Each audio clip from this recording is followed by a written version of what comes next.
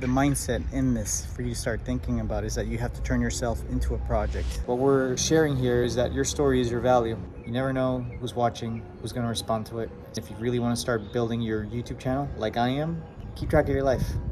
There's something interesting about it. Week 1 done, week 2, check it out.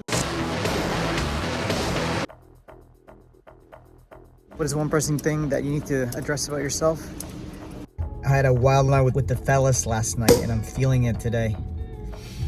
I was out late, we went carousing. Carousing is the activity of drinking alcohol and enjoying oneself with others in a lively and noisy way. I've struggled with alcoholicism before in the past and I got over it. I really don't need to drink, to be quite honest with you. I just wanted to have a nice fun night out. Sometimes you just need to hang out with the fellas and blow off some steam. The bond is what counts. The fact that you can just hang out and have no airs about it whatsoever. And we all need a wild night from time to time. I was out late, but I got up, went straight to the computer. I did my thing. I edited away. If the mind is a muscle that can be trained, worked out, and conditioned, what new vision are you starting to project? Here's the vision you're projecting about yourself.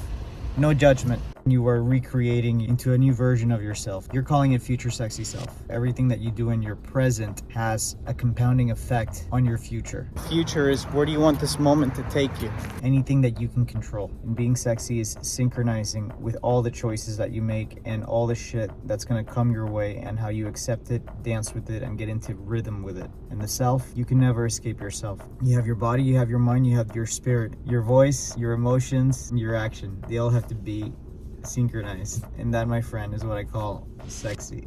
What kind of short-term sacrifices can you make to reach your long-term goals? You can sacrifice self-judgment, you can sacrifice not meeting your deadlines, so you have to be honest with yourself about that, and you can sacrifice, for sure, wild nights. People are struggling with addiction and they don't want to hear you talk about becoming your future sexy self, going out and getting crazy. Once in a while is okay, but not right now, not while we build this. What is one skill you need to learn ASAP for your long-term goals? You think the most obvious one right now is thumbnail design. You've been making your thumbnails with Canva, you're still playing around, you're not really that good at it yet. You're watching videos, but you're learning, you're doing it. You'll get there at some point. Like you talked about last week, don't rush the process, just keep doing it. Learn the technique until the technique becomes a skill.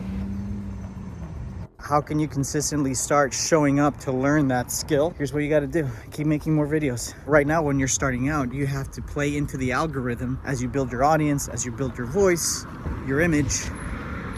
That's going to get people to pay attention to you. You have to play the game with the rules that are established first, and then learn what rules don't necessarily apply to you. One big realization that we've had this week is you're stacking habits. Stacking meaning you're doing journaling through video, God walking. You're taking things into a new context and you're creating with them.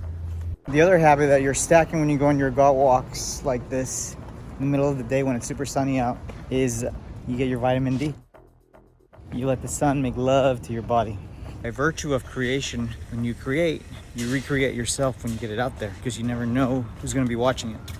You already feel good about yourself, so what you create has to be an extension of that, and that you own up to whatever it is that you promise. When you express everything through authenticity, it gives permission to others to hopefully do the same. The mindset in this for you to start thinking about is that you have to turn yourself into a project. What we're sharing here is that your story is your value. How is your self-discipline helping communicate your self-image? Posture. When you pay attention to your posture, that's self-discipline. Throughout your life, you've been very lazy in phases, punched back looking at your phone, laying on top of all these pillows, and you've thrown off your posture. You've turned it into a priority to work on your posture.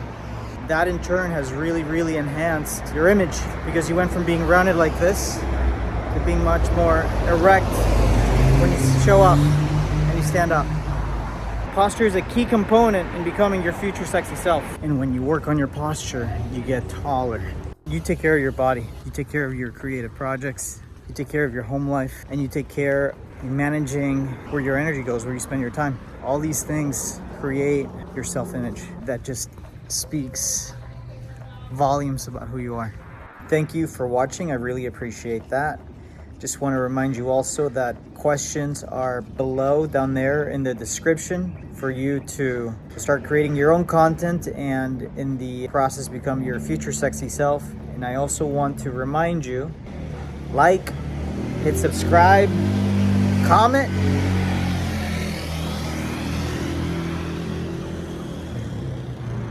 Week 2 is done. Now let's go to week 3. Bye.